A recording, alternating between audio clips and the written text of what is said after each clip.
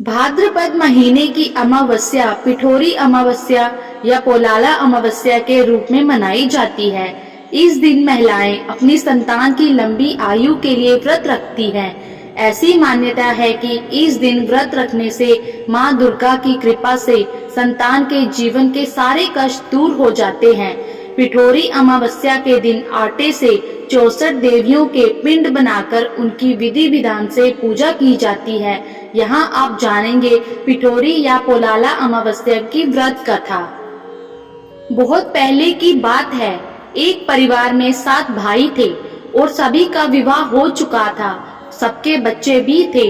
परिवार की सुरक्षा और सलामती के लिए सातों भाइयों की पत्नियां पिठोरी अमावस्या का व्रत रखना चाहती थी। लेकिन जब बड़े भाई की पत्नी ने व्रत रखा तो उनके बेटे की मृत्यु हो गई। दूसरी बार फिर व्रत रखा तो दूसरे बेटे की मृत्यु हो गई।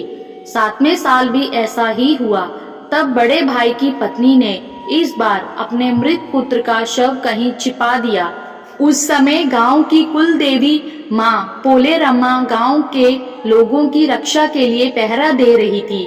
उनकी नजर जब इस दुखी मां पर पड़ी तो उन्होंने वजह जाननी चाहिए। तब बड़े भाई की पत्नी ने सारी बात बता दी। देवी पोलेरम्मा को उस पर दया आ गई। उन्होंने उस दुखी मां से कहा कि वह उन स्थानों पर हल्दी छिड़क दे जहां जहां उसके सभी बेटों का अंतिम संस्कार हुआ है। मां ने ठीक वैसे ही किया। जब वह घर लौटी तो उसने देखा कि उसके सातों पुत्र जीवित हैं। ये देखकर उसकी खुशी का ठिकाना ना रहा। तभी से उस गांव की हर मां अपने बच्चे की लंबी आयु के लिए पिठोरी अमावस्या का व्रत रखने लगी। पिठोरी अमावस्या के दिन श्रद्धा भाव से पूजा करने पर निसंतान दंपति को संतान की प्राप्ति होती है।